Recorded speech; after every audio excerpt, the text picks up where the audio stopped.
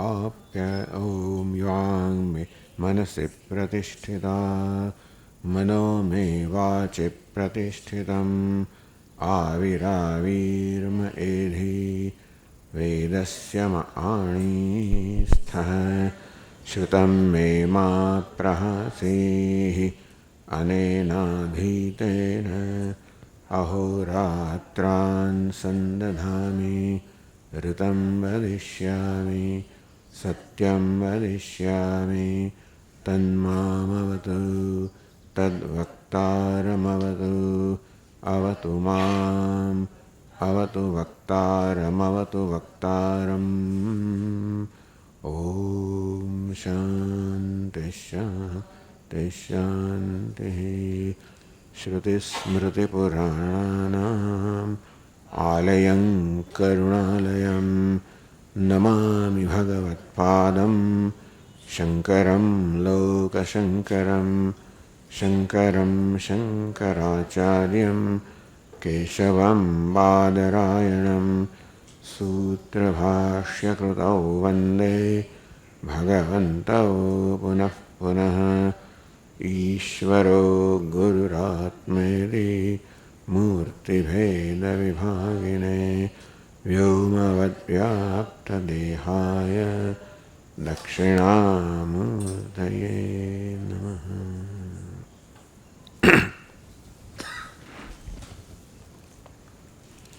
चलो पहलो श्लोक वाँचिए આપણે। राजा बालाकये प्राह विप्राय ब्रह्मवेदनम् कौशीतक्याख्यशाखायम् अत्र स्पष्टीकरोमि तत्। दृप्तो बालाकिरपरब्रह्म लाकिरपर ब्रह्मवित्स कदाचन अजातशत्रुं काशीशम् बुबोधैषुरागतः। अजातशत्रुब्रह्मात्मा वेदनाक्षौर्यतोऽपि च अन्तर्बहिश्च निःशत्रुः काश्यां राजा बभूवसः।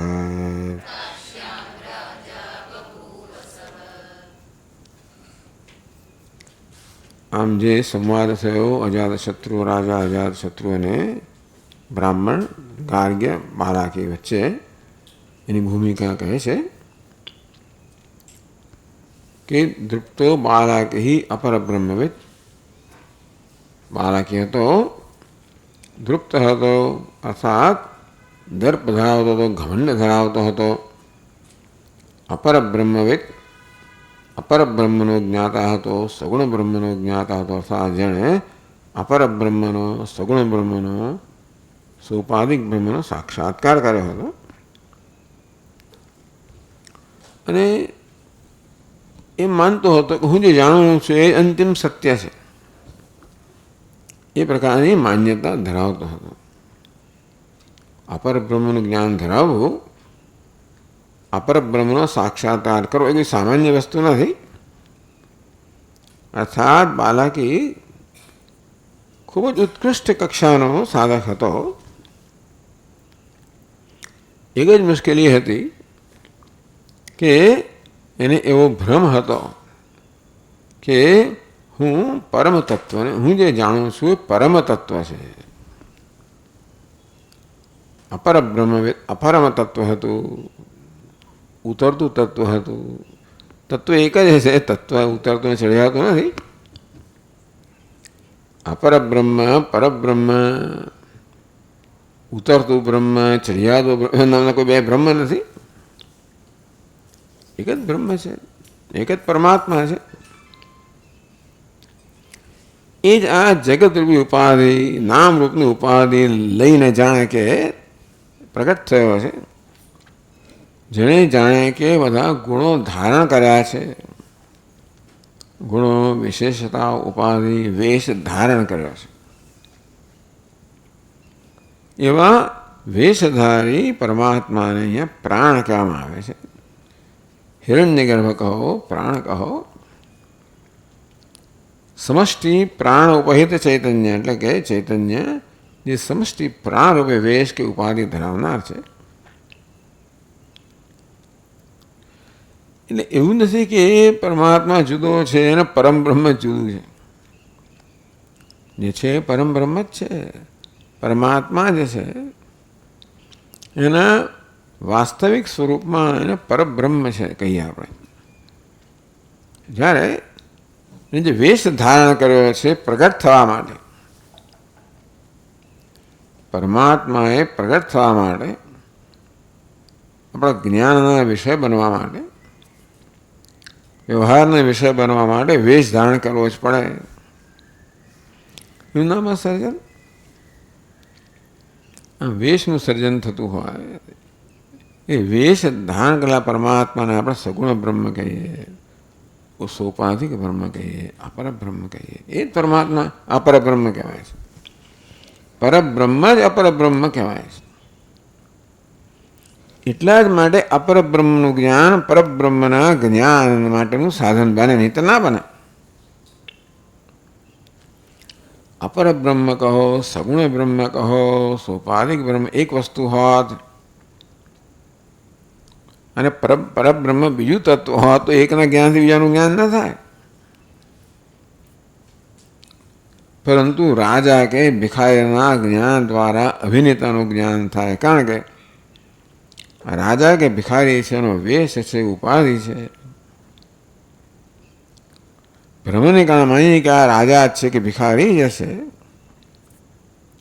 ત્યાર પછી કોઈક આપણું ધ્યાન દોરનારું જરૂર પડે કે ભાઈ આ તો ઉપાધિ છે, વેશ છે, તું જેને ધારીને જો. માં સ્થાયી તત્વ કયું છે,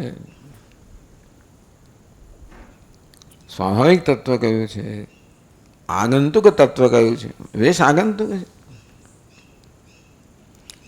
એમ જે આ પરબ્રહ્મને જાણે કે અપરબ્રહ્મ બનાવે છે એ એને ધારણ કરેલો વેશ છે.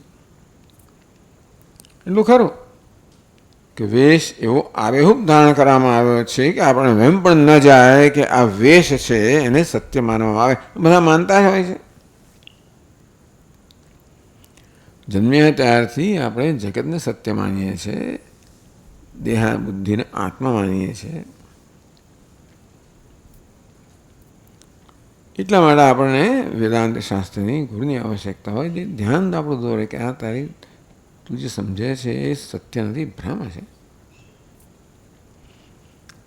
તો એ જરૂરિયાતવાળો આ બાલાકી છે એમ કહો. એટલે દૃપ્ત કહેવામાં આવ્યો, ઘમંડી કહેવામાં આવ્યો. એટલા જ માટે કે એને એમ કે બસ મારા જેવું કોઈ છે નહીં જાણકાર. મહામનાહ અનુસાનમાની સ્તબ્ધ, જેમ શ્વેત કહેતો એવું જ છે. પણ જે કારણથી આ ઘમંડ જન્મ્યો છે, કારણ દૂર થતો ઘમંડ પણ જતો રહે, એ પણ મહત્વની વસ્તુ છે. જેમ શ્વેત કહ્યું તેના પિતાએ બરોબર પારખ્યું કે એને ઘમંડ છે ને કારણે છે, તેમ અજાત શત્રુને પારખે છે કે આનો ઘમંડ છે ને કારણે છે. એ ઘમંડ જાય તો મનુષ્ય પોતાનો સ્વભાવ નમ્રતા પ્રાપ્ત કરે, એવું આપણને અહીંયા સમજાવવામાં આવશે. ગ્રંથકારે અજાત શત્રુ એ રાજાનું નામ છે. એ કેવી રીતે? રાજા નામ પ્રમાણે ગુણ ધારણ ધરાવનારો છે. જેનો કોઈ શત્રુ જન્મ્યો નથી કે જેનો કોઈ શત્રુ વર્તમાન નથી.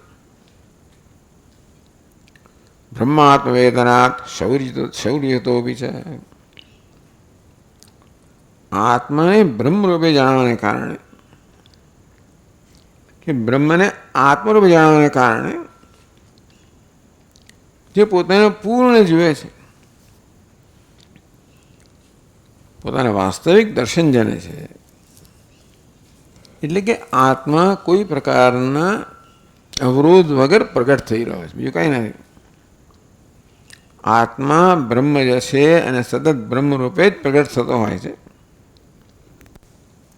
પરંતુ અવિદ્યા, કામ, કર્મ આ બધું જે છે અવિદ્યાની ઉપજ એ આવરણ વિક્ષેપ જન્માવીને આપણને વાસ્તવમાં જે છે એના વિશે ઉલટો ખ્યાલ જન્માવે છે. અને તેથી પોતાના વિશેના ઉલટા ખ્યાલને કારણે જે બધું પૂર્ણ છે ત્યાં આ પૂર્ણતાનો ભ્રમ ધરાવવાને કારણે જે તુચ્છતાની અલ્પતાની લાગણી જન્મે, જેને કારણે અલ્પતાથી મુક્ત થવાની ઝંખના જન્મે, જેમાંથી કામના જન્મે. આ કામના વાસ્તવમાં માત્ર અવિદ્યાની ઉપજ છે. કામ એમાંથી પછી ક્રોધ, લોભ વગેરે પર શત્રુઓ જન્મે. એ અજ્ઞાનની ઉપજ અર્થાત આત્માને બ્રહ્મરૂપે ન જાણવાને કારણે કે આત્મા જે છે એના કરતાં એને વિપરીત જાણવાને કારણે આ કામ ક્રોધ જન્મ્યા છે. એ પણ છે. એટલા આપણે બ્રહ્માત્મ વેદના આત્માને પોતાને એને વાસ્તવિક સ્વરૂપમાં જાણવું બ્રહ્મ છું, ત્યારે પછી અલ્પતાનો કોઈ અવકાશ રહેતો જ નથી. તો કામને તેથી ક્રોધ કશાનો અવકાશ રહેતો જ નથી. આમ અજ્ઞાન જન્મેલા બધા શત્રુઓને નાશ કરે છે. આમ બ્રહ્માત્મ વેદના માટે કોઈ અંતઃશત્રુ નથી. શૌર્ય તો બી શુરવી છે, એના માટે બહારમાં કોઈ શત્રુ નથી. એ અજાત શત્રુ સાર્થક નામ છે. તો હવે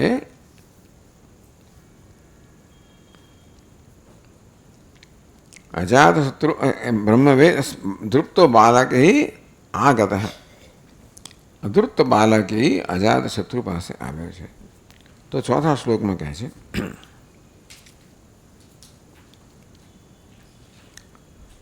ગર્ગગોત્રજ વિપ્રોયમ બાલાકિર્નૈવ તત્વવિત કિંતુ પ્રાણોપાસકોયમ દર્પેણ મહતાવૃતઃ.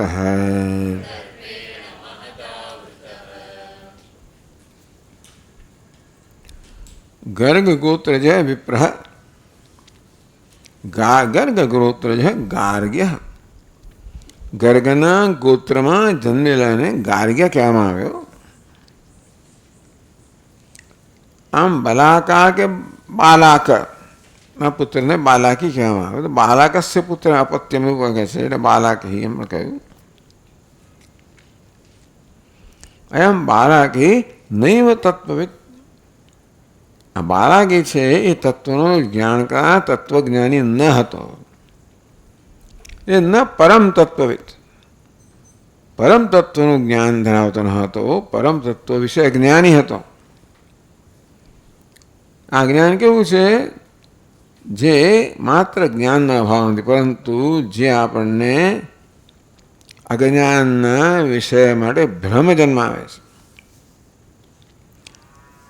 તત્વવિદ ન હતો અર્થાત જે તત્વ નથી ને તત્વ માનતો હતો એવું છે. આપણે અજ્ઞાની હોય ને જાણતો હોય કે આપણે અજ્ઞાની છે તો એક વસ્તુ છે. માણસ અજ્ઞાની હોય અને માનતો હોય કે હું જ્ઞાની છું, ત્યાં મુશ્કેલી છે. તો એ ક્યારેય પણ અજ્ઞાનના નિવારણ માટે કોઈનો આશ્રય નહીં લે, કારણ કે એની કોઈ જરૂરિયાત જણાતી નથી.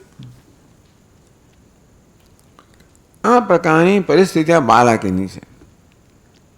ભલે નૈવ તત્વવિદ કહ્યું કે તત્વવિદ ન હતો, તત્વજ્ઞાની ન હતો, પરંતુ વાસ્તવમાં તત્વને અન્ય રીતે જોનારો હતો, વિપરીત રૂપે જોવાના કારણે તત્વે ભ્રમ ધરાવનારો હતો. અનાત્મવિદ કહેવામાં આવે. અનાત્મવિદ એટલે આત્મવિદને ટૂંકમાં અનાત્મવિદ અનાત્માને આત્મા માનનાર,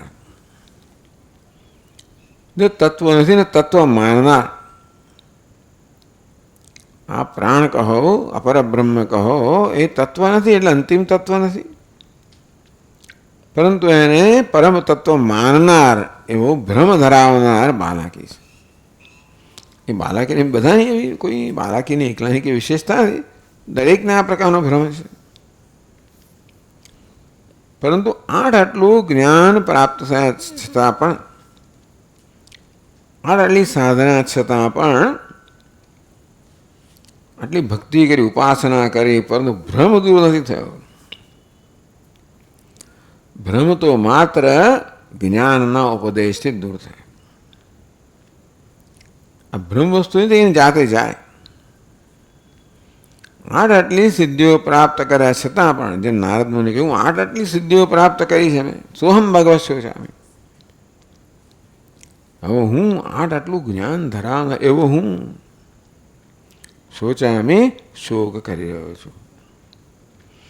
એટલે આ બધું અપરબ્રહ્મનું જ્ઞાન, એ જ્ઞાન જે છે જેને આપણે અપરાવિદ્યા કહીએ, અપરાવિદ્યાની પરાકાષ્ઠા છે.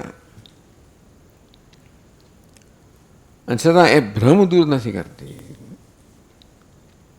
એટલે કે બાળક એનો ભ્રમ દૂર થયો નથી. એટલે કે હું જેને તત્વ જાણું છું એ તત્વ નથી, એ પ્રકારનો ભ્રમ દૂર થયો નથી. તો એ કેવો છે, શું જાણે છે ત્યારે? કિંતુ પ્રાણોપાસકોયમ દર્પેણ મહતાવૃત. કિંતુ અયમ પ્રાણ ઉપાસક, એ પ્રાણ ઉપાસક છે. ઉપાસના એટલે ધ્યાન, ઉપાસના એટલે સગુણ બ્રહ્મનું ધ્યાન.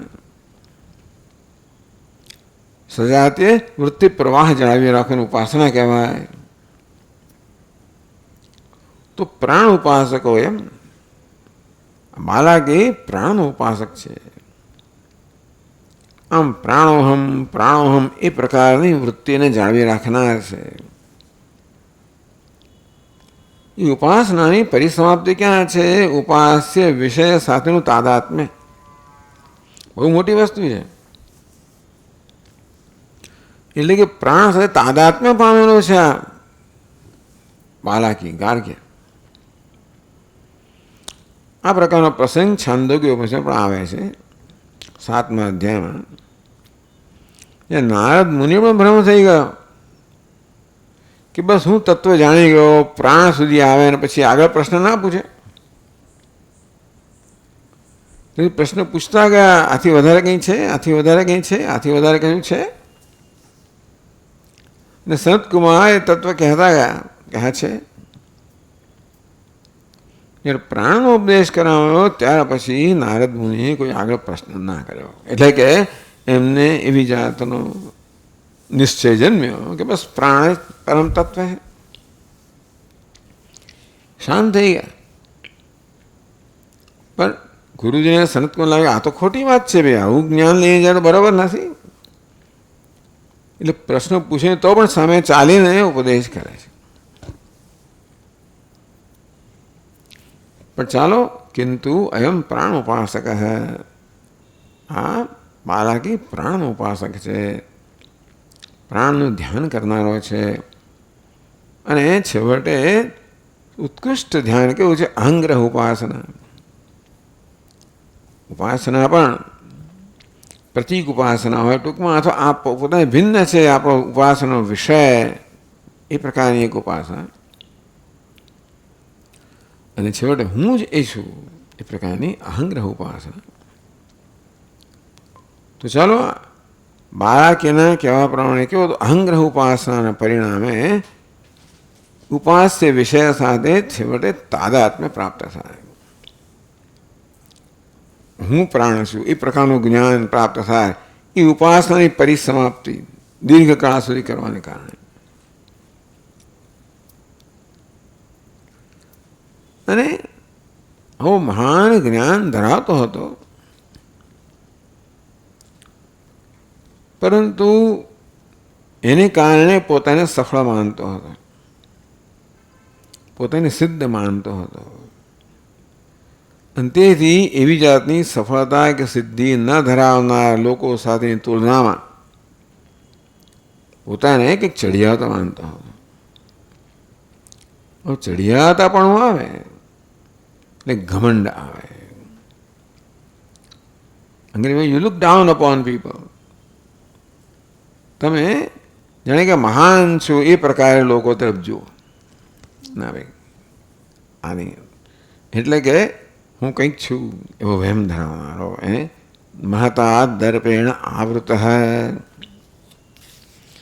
મહાન દર્પ વડે આવૃત થયો એટલે કે મહાન દર્પ ધરાવનારો થયો, ઘમંડ ધરાવનારો થયો.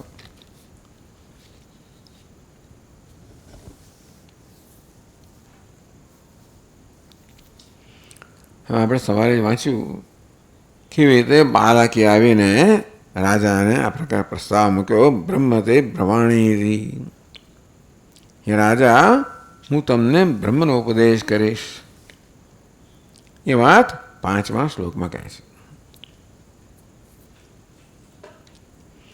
રાજન બુભુત્સવે તુભ્યમ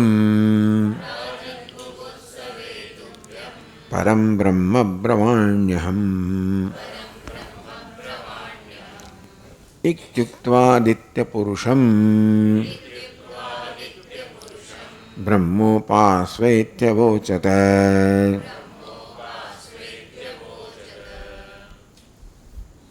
હે રાજન, આ પોતે સામે ચાલીને પ્રસ્તાવ મૂકે છે.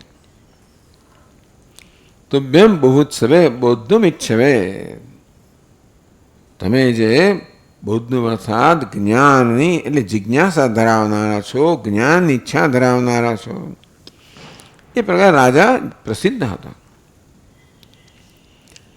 એટલે એ રાજામાં જે પ્રકારની વિશેષતાઓ હતી એની આદર થયો એટલે રાજા ખુશ થયો. કદાચ એની કદર નહીં થતી હોય. અને અહીંયા આ પ્રકારે જ્યારે કહેવામાં આવ્યું કે હું બ્રહ્મ તે બ્રહ્માણી, હું આપને બ્રહ્મનો ઉપદેશ કરીશ. સવારે વાત કરી તે પ્રમાણે કે એણે સ્વીકાર્યું છે કે હું બ્રહ્મનો જ્ઞાનનો ઈચ્છુક છું. અર્થાત જ્ઞાનનો ઈચ્છુક હોવા એટલે કે મને વિદ્યાનો હું વ્યાસંગ ધરાવનાર છું, આસક્તિ ધરાવનાર છું, વ્યસન ધરાવનાર છું, વિદ્યાનો ચાહક છું. તો તમે જે વિદ્યાના ચાહક છો એમને હું વિદ્યા પ્રદાન કરીશ. બ્રાહ્મણ જાય રાજાઓ પાસે આવી રીતે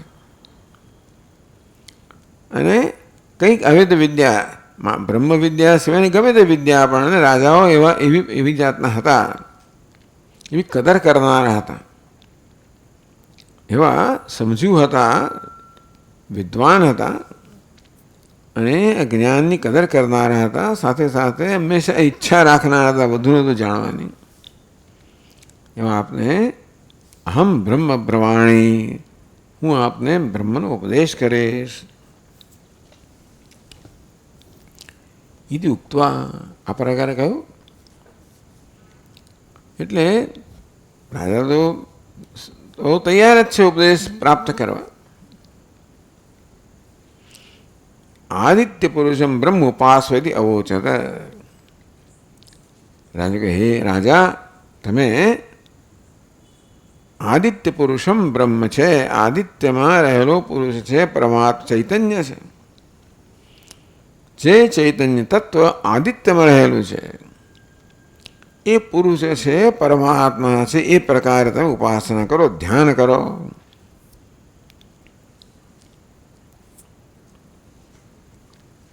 ચેતન તત્વ તો સર્વવ્યાપક છે. અહીં કહેવામાં આવ્યું છે કે આ પ્રકારે એક પછી એક 16 તત્વનો ઉપદેશ કરે છે. એટલે કે આ બ્રહ્મ 16 જગ્યાએ વ્યાપેલું છે એ પ્રકારે ઉપદેશ કરે છે. કહે છે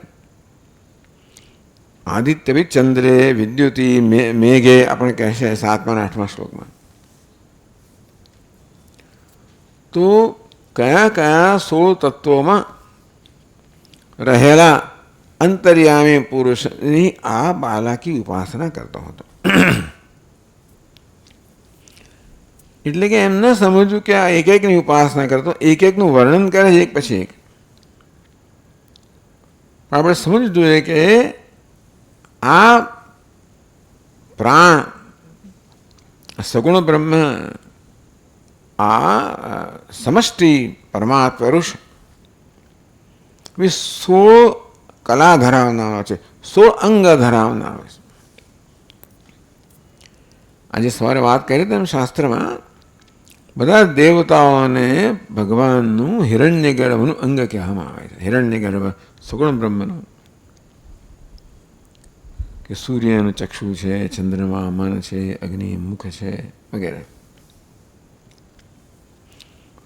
તો અહીંયા આગળ આપણને અધિદૈવ અને અધ્યાત્મ બે જગ્યાએ પરમાત્મા રહેલો છે. એ દેવતામાં વ્યાપેલો છે અને વ્યક્તિમાં પણ વ્યાપેલો છે. અને તેથી એના કેટલાય અંગ છે બધા એ આધિદૈવિક છે, કેટલાક અંગ આધ્યાત્મિક છે.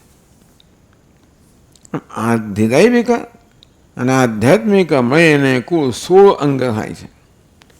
16 કલ પુરુષ, 16 કળાઓ ધરાવનાર કે 16 અંગ ધરાવનાર પુરુષ કહો, પરમાત્મા કહો, એનું આ ધ્યાન કરતો હતો.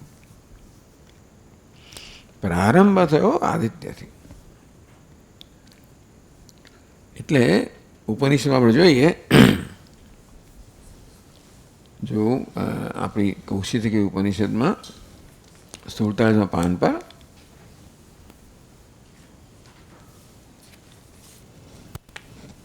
બીજા ફકરામાં કે બીજી કંડિકામાં કહે છે, સહોવાચ બાલકૈ એવ એષ આદિત્ય પુરુષ તમેવ અહમુપાસયતિ. હે રાજા, આદિત્યમાં પુરુષ છે, પરમાત્મા એ ચૈતન્ય છે. ચૈતન્ય સર્વવ્યાપ્ત છે. યદાદિત્ય કદમ તેજ જગદ્ભાસયતે ખિલમ યચ્ચંદ્રમસી યચ્ચાગ્નમ તત્તેજો વિદ્ધિમામકમ. ભગવાન કે સૂર્યમાં, ચંદ્રમાં, અગ્નિમાં જે તેજ રહેલું છે મારું તેજ છે, આ ચૈતન્યનું તેજ છે.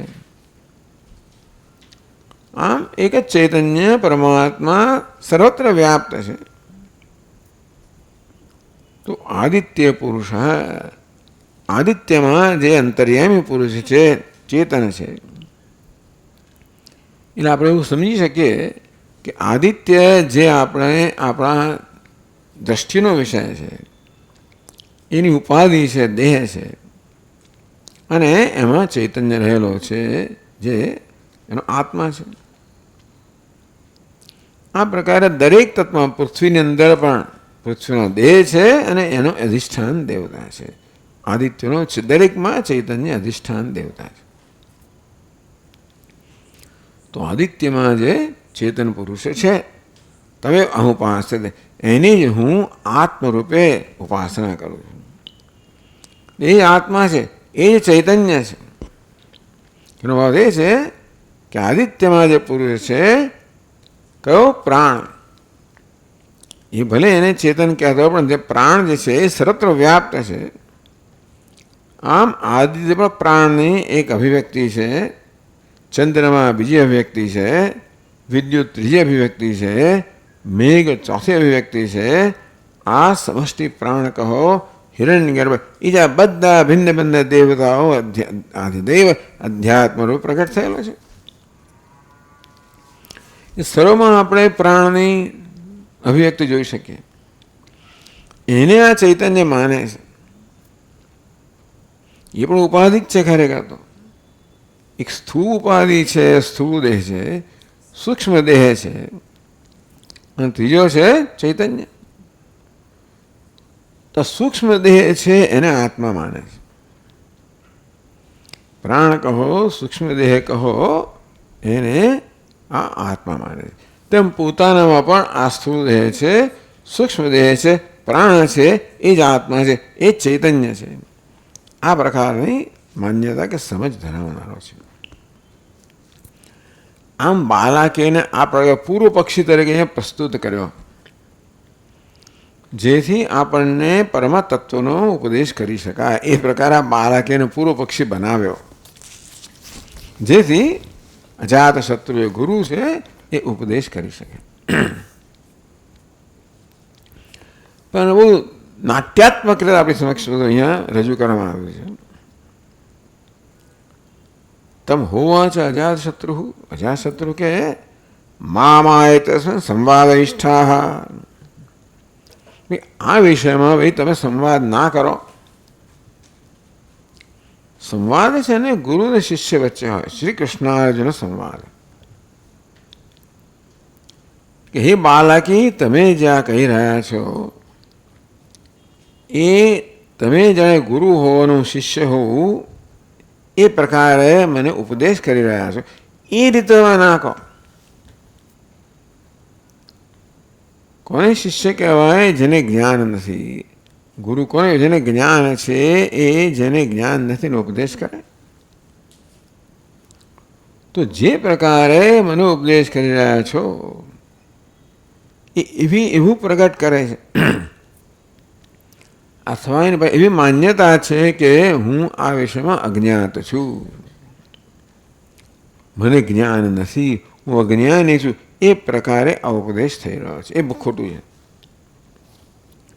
મામાએ તસ્મિન, આપણે સમાન કક્ષાના હોઈએ અને અંદર વાતચીત કરીએ, સંવાદ કરીએ અને પરસ્પર આપલે કરીએ વિચાર, એક જુદી વસ્તુ છે. પણ હું ગુરુ છું એ પ્રકારની મોહ ધારણ કરી લઉં. તું શિષ્ય છે, જાણતો નથી, તને જણાવું છું, એ પ્રકારનો મોહ ધારણ કરવો. આમ એને શિષ્યની કક્ષાએ ગણો, ઉતરતી કક્ષાએ ગણો ને, એ બરોબર નથી. આમ કહીને તમે મને હલકો પાડો છો, તમે મને અજ્ઞાની જાહેર કરો છો, જે વાત ખોટી છે. માટે મામા એ તસ્મિન સંવાદનિષ્ઠા. આ વિષયમાં સંવાદ કરવાની જરૂર નથી, કંઈ કહેવાની જરૂર નથી. આગળ કહેવા જ ના દીધું. બાલાકી પોતાને પ્રગટ કરે પહેલા એને રોકી દીધો. બાલાકી બધું કહ્યું હોત પછી કહેવાય તો જુદી વાત છે. એવું પણ નહીં કે ભાઈ કહેવાની જરૂર નથી. કેમ? હું જાણું છું. તમે મને જે કહેવા ઈચ્છો છો એ તો હું જાણું છું. એ તો તમે હોવા છે અજાતશત્રુ. તો કદાચ બાલાકી એમ માને કે ભાઈ કહેવા હું જાણું છું, કહેવાથી કે જાણ્યું શું કહેવાય? શું જાણો છો? એ પૂછે પહેલાં જ અજાતશત્રુ વ્યક્ત કરે છે કે હું શું જાણું છું. બૃહદ પાંડરવાસા અતિષ્ઠા સર્વેષાં ભૂતાનાં મૂર્ધા તેવા અમે તમ ઉપાસયતિ. ટૂંકમાં અજાતશત્રુ આ બધી ઉપાસનાઓ એણે સિદ્ધ કરેલી છે. અજાતશત્રુને અપરબ્રહ્મનું જ્ઞાન તો છે, ઉપરાંત પરમ બ્રહ્મનું જ્ઞાન છે. એટલે બાલાકીને જે જ્ઞાન છે એ જ્ઞાન તો અજાતશત્રુ ધરાવે જ છે. એ જ્ઞાન હું ધરાવું છું, પણ અજાતશત્રુ અહીંયા આગળ વ્યક્ત કરે છે કે બૃહદ મહાન છે. પાંડરવાસા એટલે કે શ્વેત વસ્ત્ર, પાંડર વસ્ત્ર ધરાવનારા, પીળા વસ્ત્ર ધરાવનારા છે. અતિષ્ઠા બધાને અતિક્રમણ કરી રહેલો છે. સર્વેશામ ભૂતાના મૂર્ધા, આ બધા પ્રાણી માત્રનો મૂર્ધા સર્વશ્રેષ્ઠ છે. એ પ્રકારે હું આદિત્યની ઉપાસના કરું છું. ચાલો, પણ એ ઉપાસનાનું શું ફળ મને ખબર છે કે હા સૈવ એ તમે ઉપાસતે. આ પ્રકારે આદિત્યની ઉપાસના કરે છે. ઉપાસના સાક્ષાત્કાર કરે છે, એનો ઉપાસના કરે છે. એટલે માત્ર ધ્યાન કરે જરૂર જ નહીં. આ પ્રકારની અહંગ્રહ ઉપાસનાને કારણે જેણે આદિત્યનો અહમ સાક્ષાત્કાર કર્યો છે. સહિતમ એમ ઉપાસતે અતિષ્ઠા સર્વેષાં ભૂતાનાં મૂર્ધા ભવતી. એ પણ સર્વથી ઉત્ક્રમણ કરીને બધામાં શ્રેષ્ઠ બને છે, આદિત્ય જેવો બને છે.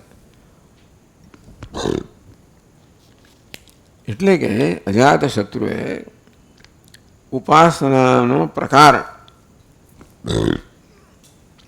કે ઉપાસ્ય વિષયના ગુણ અને ઉપાસનાનું ફળ આ બંને કહી દીધું.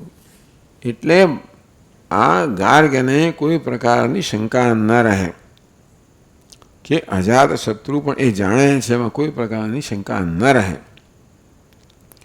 એ રીતે અજાતશત્રુએ પોતે જાણે છે પ્રગટ કર્યું. હું બાલાકી કહેવાનું નથી. હવે તને નથી ખબર કહેવાનું હતું નહીં. ચાલો બાળકીને એમ કે ભાઈ આટલું જાણે છે, આગળ નહીં જાણતો હોય. સૌવાચ બાલક એ વયસે ચંદ્રમસી પુરુષ. હે અજાશત્રુ, ચંદ્રમાં જે અંતર્યામી પુરુષ છે, ચેતન પુરુષ છે, એટલે કે પ્રાણ એની ચેતન માને છે. તમે એની અહમરૂપી ઉપાસના કરો છું, ચૈતન્ય ઉપાસના કરો છું. આગળ બોલે પહેલાં મા એ તો સંવાદ આ વિષયમાં આગળ કહેવાની જરૂર નથી કે હું જાણું છું. આ પ્રત્યેક વિકલ્પમાં આ પ્રકારે અજાત શત્રુએ પોતે શું જાણે છે તો કે ઉપાસ્ય વિષયના ગુણ પણ જાણું છું અને એ ઉપાસના કરવાનું ફળ પણ જાણું છું. કોઈ પ્રકારનો સંશય ના રહે એના જ્ઞાન વિશે. આમ ચંદ્રમાં સોમો રાજા અન્નસ્ય આત્મા એ સોમ છે, રાજા છે, અન્નનો આત્મા છે, એ પ્રકારની ઉપાસના કરું છું. એવું તો ઉપાસતે અન્નસ્ય સયો હોય તમે ઉપાસતે અન્નસ્ય આત્મા ભવતી. આ પ્રકારે ચંદ્રમાની ઉપાસના કરે છે એ અન્નનો આત્મા બને છે. એમ કરતાં કરતાં ગાર ગયા હતા 16 વસ્તુ કહી.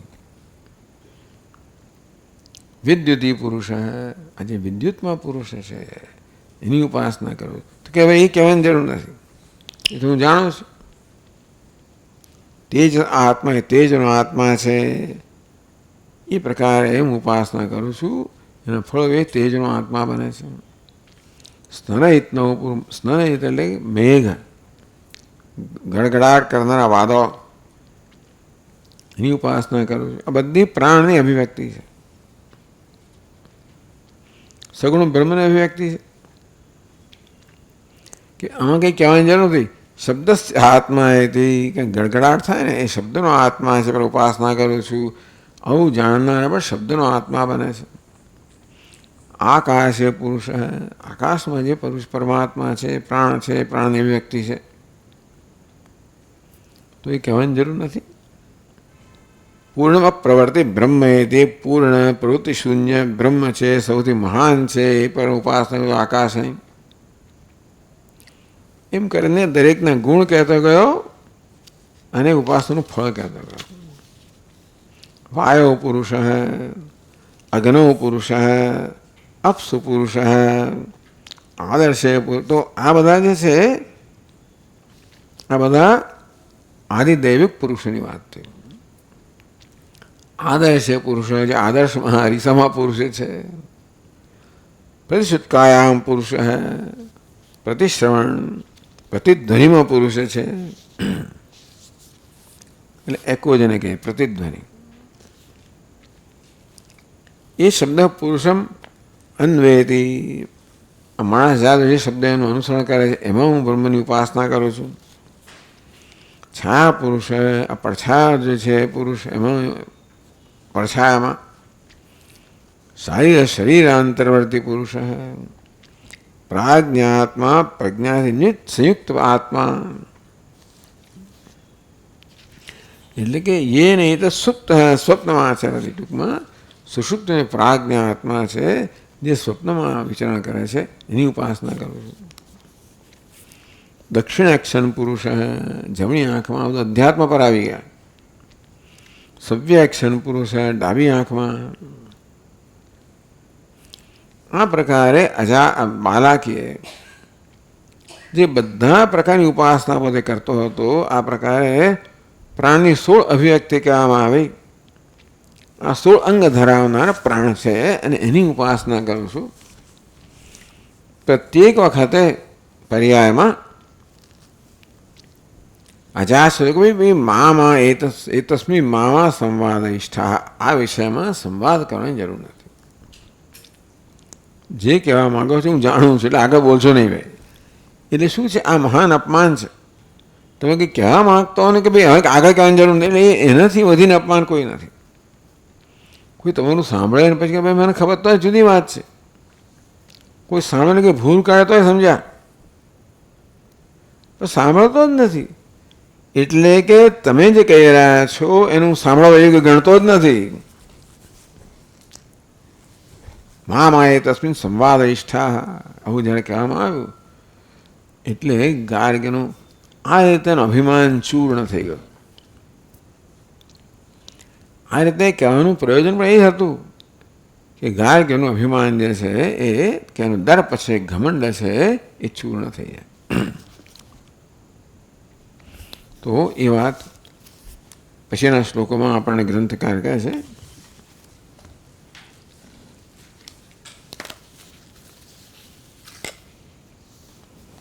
બહુ બધી ચોપડીઓ છે લે ભાઈ.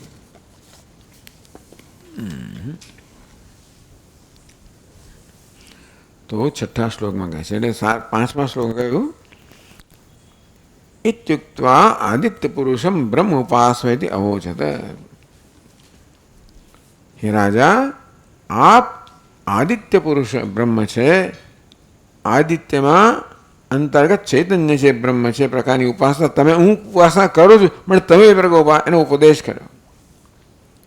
હું આ પ્રકારની ઉપાસના કરું છું અને માટે તમે પણ ઉપાસના કરો, જે અજાત શત્રુએ નકારી કાઢ્યું. તો એ વાત કહે છે 6થા શ્લોકમાં,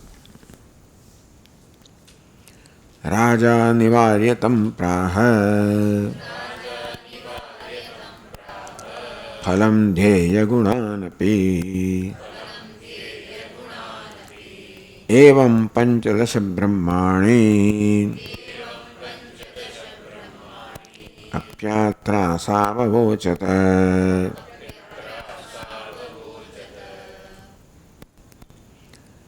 રાજા તમ નિવાર્ય, રાજાએ મામા 2 વાર કહ્યું આ વિષયમાં આગળ વધો.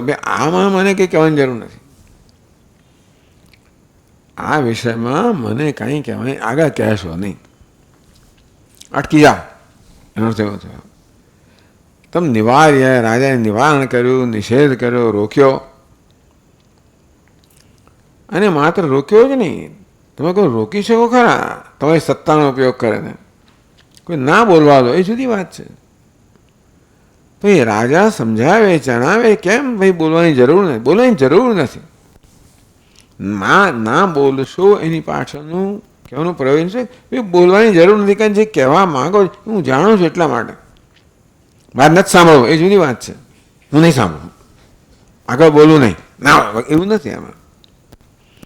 પરંતુ બોલવાની આવશ્યકતા નથી, કારણ કે તમે જે કહેવા માંગો છો હું જાણી છું. તમ પ્રાહ ફલમ ધ્યેય ગુણાન આપી.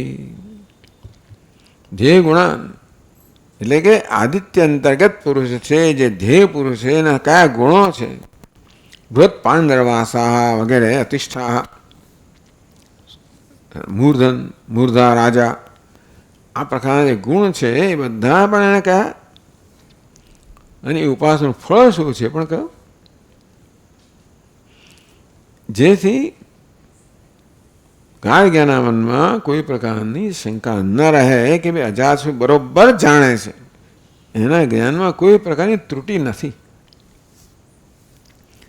એવમ પંચદશ બ્રહ્માણી આપી અત્ર સૌ અવોચત. એક પછી એક 15 બ્રહ્મની, સગુણ બ્રહ્મની, પ્રાણની 15 અભિવ્યક્તિ કહો, 15 અંગ કહો, એક પછી એક આ બાલાકે કહ્યું. તો ઉપનિષદમાં તો પ્રત્યેક વિષય બધું વિસ્તારથી કહેવામાં આવ્યું. એ વિસ્તારની ગ્રંથકાર જરૂર જોતા નથી, કારણ કે એનું પ્રયોજન એક જ છે કે બાલાકે જે જાણે છે એ અજાતશત્રુ જાણે છે, અને બાલાકી આ રીતે 16 અંગ ધરાવનાર સમષ્ટિ પ્રાણ છે, એની ઉપાસનામાં માહિતગાર છે, અને અજાતશત્રુ પણ છે, એટલું જ કહેવાનું પ્રયોજન છે. તો એટલે આગળ કહે છે કે કયા કયા 16ની વાત કરી છે પછીના શ્લોકમાં કહે છે. એક તો આદિત્ય આવી ગયો, પંચદશ બ્રહ્માણી, બાકીના 15 જે બ્રહ્મ એટલે બ્રહ્મ કહો, અપર બ્રહ્મ કહો, એની 15 બીજી અભિવ્યક્તિ છે, એ પણ અત્ર સવો છે. એ પણ ગાર્ગ્યએ અજાતશત્રુ સમક્ષ કહ્યું. 7મા શ્લોકમાં કહે છે ચંદ્રે વિદ્યુતિ મેઘે ખે માયાવગ્નૌ જલેપી ચ આદર્શે શ્રવણે ગંત્ર શબ્દે છાયા કૃતાવપી દેહે સ્વપ્ને દક્ષિણે ક્ષણી અપિ વામે બ્રવીત ક્રમાत् સર્વત્ર આજ્ઞા પ્રત્યુક્તઃ વિપ્રસ્તુષ્ણીમવસ્થિતઃ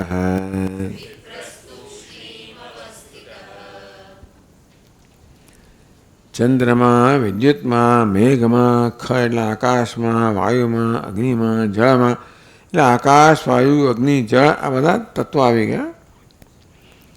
એ બધા પછી અધ્યાત્મ આદર્શે શ્રવણે શ્રવણ કહો કે દિશાઓ કહો એમ કહ્યું છે ત્યાં આગળ.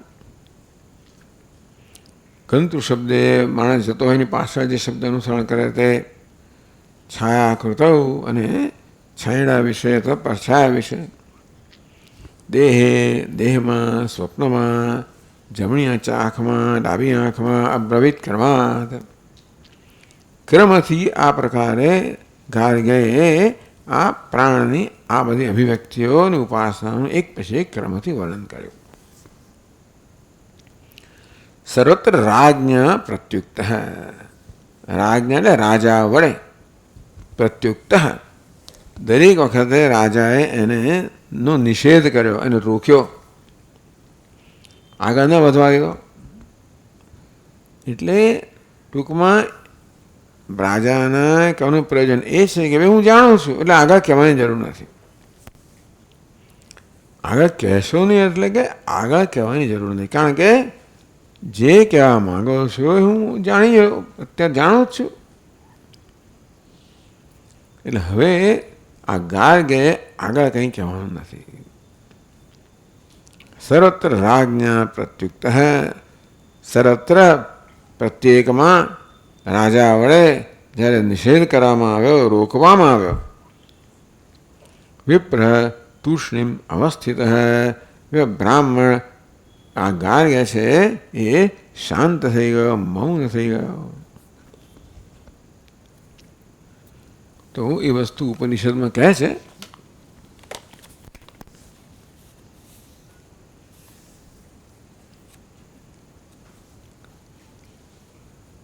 ચોપ્પનમા પાન પર 18મા ફકરામાં તદ ઉહ બાલાકી તૂષ્ણીમ આસ ત્યાર પછી આ બાલાકી છે એ ચૂપ થઈ ગયો, શાંત થઈ ગયો, મૌન થઈ ગયો, ચૂપ થઈ ગયો. તમ હોવાચ અજાત શત્રુ આ પ્રકારે પોતે જે કહેવાનું તો બધું કહી દીધું, આગળ કશું કહેવાનું રહ્યું નથી એટલે શાંત થઈ ગયો. જ્યાં સુધી કહેવાનું ત્યાં સુધી એમ બોલ્યા જ કર્યું, 16 પર્યાયમાં બોલ્યા કર્યું. કશું કહેવાનું બાકી ન રહ્યું ત્યારે ગાર્ગ્ય શાંત થઈ ગયો, મૌન થઈ ગયો. હવે અજાત શત્રુને કહેવાની તક આવે. તમ હોવાચ અજાત શત્રુ ત્યારે ગાર્ગ્યને અજાત શત્રુએ કહ્યું એતાવન્નું બાલાકા ઇતિ અથવા એતાવન્નું બાલાકા અહીં એવું છે. હે બાલાકે, હે બાલાકી, બસ આટલું જ? તો આટલું જ જાણો છો ભાઈ તમે? આ જ બ્રહ્મ જ્ઞાન છે? એતાવદ્ધિતિ હોવાચ એને કહ્યું હા હું આટલું જ જાણું છું ભાઈ, હા આટલું જ છે. ટૂંકમાં આ જે તમે જાણો છો આથી વધારે કહેવાનું તો કે ના આથી વધારે મારે કંઈ કહેવાનું નથી. ટૂંકમાં આટલું જ મારું જ્ઞાન છે. તમ હોવાચ ચદા શત્રુ મૃષા વૈકલમા સંવાદિષ્ઠા બ્રહ્મતે ભ્રમાણેતે. અર્થ એ થયો કે મને કહ્યું કે હું તમને બ્રહ્મનો ઉપદેશ કરીશ, એ વાત તો ખોટી ઠરી. ખોટું કહ્યું, વ્યર્થ કહ્યું. મને હવે એણે તો કહ્યું તો એની દ્રષ્ટિએ બરાબર કહ્યું હતું. મેં કહ્યું ને પૂર્વપદ ના હોય, બ્રહ્મ તે બ્રહ્માણે હતી. એટલે અહીં શું કહ્યું? 5મા શ્લોકમાં પરમ બ્રહ્મ બ્રહ્માણી અહમ એવું અહીં વિદ્યારણ્ય સ્વામીએ કહ્યું. બાલાકે પરમ બ્રહ્મ શબ્દ નથી વાપર્યો. બ્રહ્મ તે બ્રહ્મ, હું બ્રહ્મનો ઉપદેશ કરીશ. તો બાલકે હું બ્રહ્મનો ઉપદેશ કરીશ ત્યારે એના મને શું હતું? એને જે બ્રહ્મ માનતો હતો એ પરમ બ્રહ્મ જ માનતો હતો. અને અજાત શત્રુએ માન્યું કે ભાઈ આ પરમ બ્રહ્મનો ઉપદેશ કરવાની એમણે પ્રસ્તાવ મૂક્યો છે, પ્રતિજ્ઞા કરી છે. એટલા માટે બાલાકે જે માનતો હતો અને અજાત શત્રુ જે ઈચ્છતો હતો એ પરમ બ્રહ્મ હતો. એટલા માટે પરમ બ્રહ્મ આ પ્રકારે શબ્દ પ્રયોગ થયો. પરમ બ્રહ્મ બ્રહ્માણ્યહમ. નહીં તો ભાઈ બાળા મેં ક્યાં પરમ બ્રહ્મની વાત કરી? મેં બ્રહ્મની વાત કરી હતી. ભાઈ તમે બ્રહ્મ કહ્યું ત્યારે તમારા મનમાં એને જ પરમ બ્રહ્મ માનતા હતા અને એ રીતે તમે હું તમને પરમ બ્રહ્મની, કારણ કે પરમ તત્વનો ઉપદેશ મળે આવ્યા છે ને, અથવા રાજા પરમ તત્વનો ઉપદેશની જ્ઞાન ઈચ્છા ધરાવે છે એવી સમજથી ઉપદેશ કર્યો, પ્રસ્તાવ મૂક્યો. તો મૃષા વૈકલ્યમાં સંવા પરમ બ્રહ્મ તે બ્રહ્માણી. જ્યારે મને કહેવામાં આવ્યું કે હું તમને બ્રહ્મનો ઉપદેશ કહીશ ત્યારે એ મૃષા થયું, મિથ્યા થયું, ખોટું થયું. અર્થાત જેને તમે બ્રહ્મ માનો છો એ બ્રહ્મ નથી. બ્રહ્મ નથી એને તમે બ્રહ્મ માનો છો. જે પરમ બ્રહ્મ નથી એને પરમ બ્રહ્મ માનીને એનો ઉપદેશ કર્યો, માટે ઉપદેશ કેવો થયો? વૃથા થયો, મિથ્યા થયો, ખોટો થયો. એટલે એનો અર્થ કે જુઠ્ઠું બોલ્યા તમે. આમ જુઠ્ઠું નથી બોલ્યા બિચારો. એને મિથ્યા પોતાની દ્રષ્ટિએ મિથ્યા નથી કહ્યું. પછી કહ્યું મિથ્યા થઈ ગયું ખરું, એની સમજ મિથ્યા હતી. જે મિથ્યા બ્રહ્મ છે અને સત્ય બ્રહ્મ માનતો હતો એ પ્રકારે સમજ મિથ્યા હતી. એને કારણે જે કહ્યું એ પણ મિથ્યા થઈ ગયું, વૃથા થઈ ગયું, મિથ્યા થઈ ગયું, ખોટું થઈ ગયું. એટલે ભાઈ મૃષા વૈકલ્યમાં સંવાદનિષ્ઠા બ્રહ્મ તે બ્રહ્માણીથી. મને જે પ્રસ્તાવ મૂક્યો કે હું તમને બ્રહ્મનો ઉપદેશ કરીશ એ તો વૃથા થયો, મિથ્યા થયો, ખોટો થયો. તો પેલાને કે ખરાબ ના લાગ્યું? સહોવાચ યો વૈ બાલા કે પછી કે તો પછી આગળ કહ્યું અહીંયા એવું આવે છે આ ઉપનિષદમાં, પેલામાં નથી આવતું. એ બૃહદારણ્યની વાત પછી આવશે ખરી પાછી, પણ અહીંયા આગળ કૌશિતકમાં આ પ્રકારે આવે છે. સહોવાચ એ અજાત શત્રુએ આગળ કહ્યું યો વૈ બાલા કે એ તેષામ પુરુષાણામ કરતા યસ્ય વા એતત્કર્મ સૈ વેતવ્ય ઇતિ. હે બાલા કે આ બધા પુરુષાણામ, જે બધા પુરુષોની વાત કરે ને, આદિત્ય પુરુષ, ચંદ્રમસી પુરુષ, એ પુરુષ કોણ છે? ખરેખર તો એ સોપાધિક બ્રહ્મ છે, સોપાધિક ચૈતન્ય છે. આપણે પુરુષ કહીએ, સોપાધિક ચૈતન્યને પુરુષ કહીએ, જીવાત્મા કહીએ.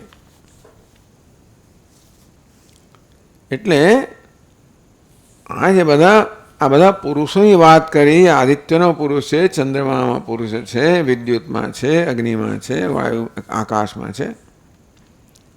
બધા પુરુષો કહો, જીવાત્માઓ કહો, એ બધું કરતા એ બધાનો જે સર્જક છે.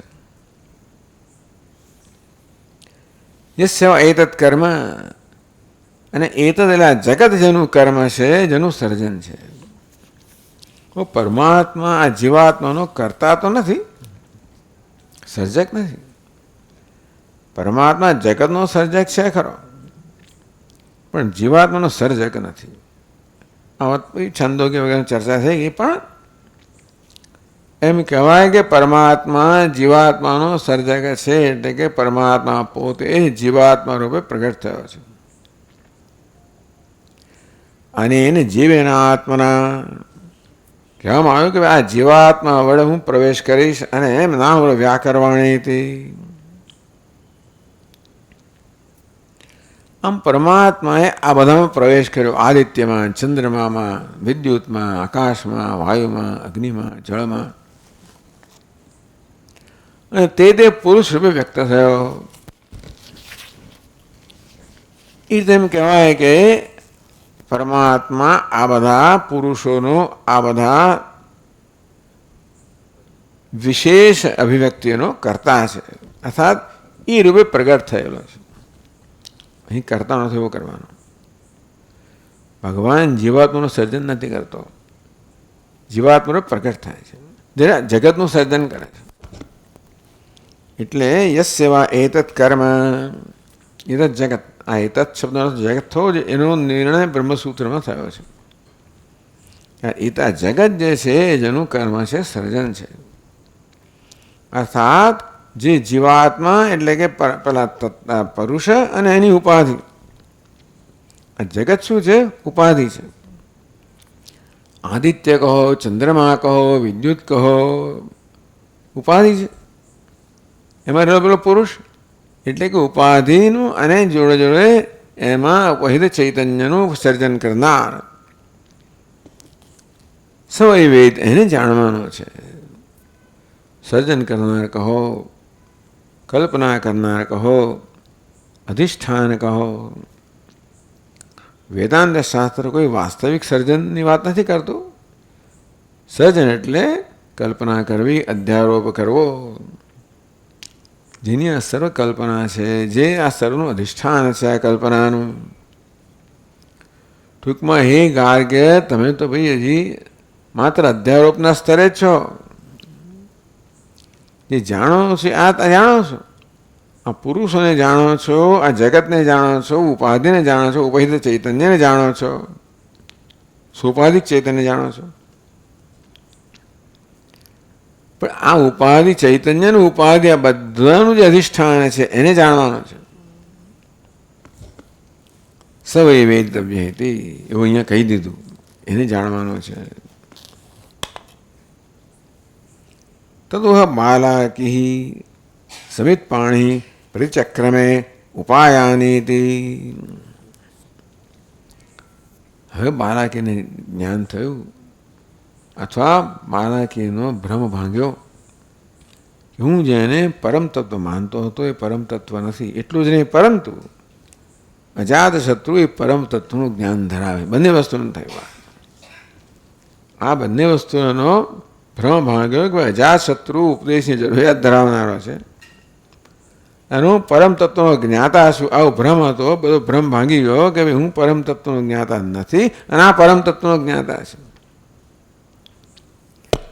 બસ એટલે હવે પાછું નમ્ર બની ગયો. અગત્યની વસ્તુ એ છે, માત્ર આ ભ્રમને કારણેનો જે દર્પ હતો, ઘમંડ હતો, આ ભ્રમ દૂર થયો, ઘમંડ દૂર થઈ ગયો, અને અત્યંત નમ્ર બની ગયો. શિષ્યસ્તેહમ સાધિમામ ત્વામ પ્રપન્નમ, હું આપનો શિષ્ય છું, આપને શરણાગત છું, આપ મને ઉપદેશ કરો. એવું થયું અહીંયા અર્થ. સમિત પાણી શ્રોત્રિયમ બ્રહ્મનિષ્ઠમ. ટૂંકમાં આ પ્રકારનો ઉપચાર કહેવામાં આવ્યો કે હાથમાં સમિતનો ભારો લઈને ગુરુજીને શરણ સ્વીકારવું. સમિત પાણી પ્રતિચક્રમે ઉપાયાનીતિ, આપ મને ઉપનયન એટલે કે દીક્ષા આપો એવું કહ્યું. તો બે પ્રકારની દીક્ષાઓ કહેવામાં આવી. એક પહેલું ઉપનયન છે, જ્યાં વેદના અધ્યયન માટેની દીક્ષા આપવામાં આવે. બીજું ઉપનયન છે જ્યાં બ્રહ્મ વિદ્યા માટેની દીક્ષા આપવામાં આવે. તો અહીં ગાર્ગ્ય છે અજાતશત્રુ પાસે દીક્ષાની યાચના કરે છે કે આપ મને દીક્ષા આપો, આપ મને આપના શિષ્ય રૂપે સ્વીકારો. આપ મને બ્રહ્મનો પરમ તત્વનો ઉપદેશ કરો. એટલે આખી આ ભૂમિકા રચવામાં આવી. આ જે ઉપદેશ છે, ઉપદેશ માટે આ પ્રકારની ભૂમિકા એટલે આખ્યાયિકા છે. તો આમ આખ્યાયિકા દ્વારા અને પૂર્વ પક્ષ અને સિદ્ધાંત દ્વારા આપણને અહીંયા ત્યાં શંકરાચાર્ય મહારાજ ઘણું કહે છે આ ભાષ્ય વિશે આને કે કેવી રીતે આખ્યાયિકા આપણને આ રીતે ઉપદેશ ગ્રહણ કરવો સરળ બનાવે છે. વળી શિષ્યમાં કેવા ગુણ હોવો જોઈએ બતાવે છે, ગુરુમાં કેવા ગુણ હોવો જોઈએ બતાવે છે, સંપ્રદાય કેવો હોવો જોઈએ, કે કેવી સમિત પાણી કેવો સંપ્રદાય હોવો જોઈએ, આ બધું આખ્યાયિકા દ્વારા આપણને બતાવવામાં આવ્યું, જે બધું જ સાધક માટે અત્યંત ઉપયોગી છે.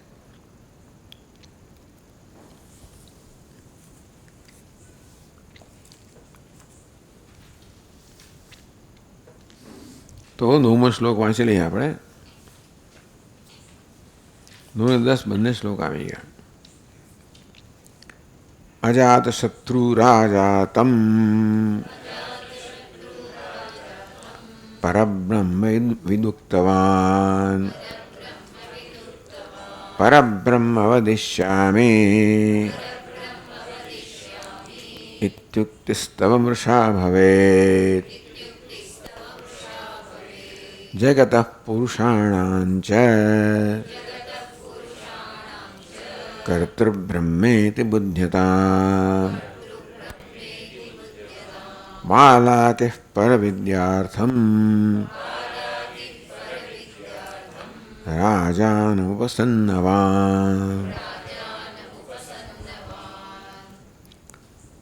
અજાત શત્રુ, આ દીર્ઘ કેમ આવ્યું? અજાત શત્રુ રાજાતમ પરબ્રહ્મવિદ ઉક્તવાન. શું થયું? પ્રકાશ એટલે વિસર્ગ. બરાબર. પછી એની આગળના સ્વરનો દીર્ઘ થાય વિસર્ગના બદલે. અજાત શત્રુ એવું હોવું જોઈએ. અજાત શત્રુ રાજા, અજાત શત્રુ તમ પરમ બ્રહ્મવિદ, પરબ્રહ્મવિદ રજાસુરાય તો મુક્તવાન. પરબ્રહ્મનું જ્ઞાન ધરાવનાર રાજા અજાતશત્રુએ એને કહ્યું તો જ આવું કહી શકે. પરબ્રહ્મ વદિષ્યામિ ઉક્તિ તો મૃષા ભવેત. આવું અજાતશત્રુ ક્યારે કહી શકે? હું પરબ્રહ્મનો ઉપદેશ કરીશ, આ પ્રકારનું વચન છે એ તો મિથ્યા થયું. એવું ક્યારે કહી શકાય? અજાતશત્રુ પરબ્રહ્મનો જ્ઞાતા હોય ત્યારે. એમને ના કહેવાય. એટલે અહીંયા કહેવામાં આવ્યું પરબ્રહ્મવિદ રાજા અજાતશત્રુ તમ ઉક્તવાન. પરબ્રહ્મનું જ્ઞાન ધરાવનાર રાજા અજાતશત્રુએ ગાર્ગને કહ્યું પરબ્રહ્મ વદિષ્યામિ, હું પરબ્રહ્મનો ઉપદેશ કરીશ. ઇતિ ઉક્તિ તો મૃષા ભવે. આ તમારી ઉક્તિ જે છે એ તો ખોટી ઠરી, વૃથા છે. સાથે પણ જગત પુરુષાણામ ચ કર્તૃ બ્રહ્મ ઇતિ બુદ્ધતા એ કહી દેવામાં આવ્યું. ત્યાં બ્રહ્મ શબ્દનો પ્રયોગ નથી ઉપનિષદમાં. ત્યાં કહેવામાં આવે કે ભાઈ તેષામ પુરુષાણામ કરતા યસ્વા એતત્ કર્મ સ વેદિતવ્ય. આ પુરુષોનો અને આ જગતનો કરતા છે. એટલે એ કહેવામાં આવે કે જગત અને પુરુષને કરતા બ્રહ્મ છે એ બુદ્ધતા, એ બ્રહ્મ છે. ભાઈ તમે જાણે બ્રહ્મ જાણો છો એ નહીં, આ જગતને પુરુષને બ્રહ્મ જાણો છો. જેને તમે બ્રહ્મ માનો છો એ જગત ઉપાધિ ધરાવનાર પુરુષ છે. એ જગતને પુરુષ બંનેનો જે કર્તા છે, અધિષ્ઠાન છે, એ બ્રહ્મ છે. એ પ્રકારે જાણવું જોઈએ. આ જગતને પુરુષ જે છે એ સોપાધિક છે એને બ્રહ્મ માનવામાં આવે છે એ વાત ખોટી છે. એના અધિષ્ઠાન છે બ્રહ્મ છે એ જાણો. એટલે બુદ્ધતા બાળકી પરવિદ્યાર્થમ રાજાનમ ઉપસન્નવાન. બાળક નમ્ર બની ગયો. રાજા ઉપસન્નવાન, રાજાને એટલે ગુરુ ઉપસદનમ. ગુરુની સમીપ જવું એટલે કે ગુરુની શરણાગતિ સ્વીકારવી, ગુરુની દીક્ષા પ્રાપ્ત કરવી, પોતાની શિષ્ય જાહેર કરવો, દીક્ષા પ્રાપ્ત કરવી. અને બ્રહ્મ જ્ઞાન માટેની પ્રાર્થના કરવી. આ બધું બાળકે કર્યું અને ત્યાં સુધી આપણે આવ્યા. આપણે આગળ જોઈશું કાલે. ઓમ પૂર્ણમદ પૂર્ણમિદમ પૂર્ણાત પૂર્ણમુદચ્યતે પૂર્ણસ્ય પૂર્ણમાદાય પૂર્ણમેવાવશિષ્યતે. ઓમ શાંતિ શાંતિ શાંતિ. શંકરમ શંકરાચાર્યમ કેશવમ બાદરાયણમ સૂત્રભાષ્યકૃતૌ વંદે ભગવन्तौ પુનઃ પુનઃ. ઈશ્વરો ગુરુરાત્મેતિ મૂર્તિભેદવિભાગિને વ્યોમવદ્વ્યાપ્તદેહાય દક્ષિણામૂર્તયે નમઃ. ઓમ શાંતિ શાંતિ શાંતિ. હરિ ઓમ. શ્રી ગુરુભ્યો નમઃ. હરિ ઓમ. તમારી થોડીક મિનિટ લેવામાં તમે આવી જાઓ જલ્દી. માતાજી જરા પુસ્તક વિશે પરિચય આપશે, એ જરા તમે સાંભળજો. હા.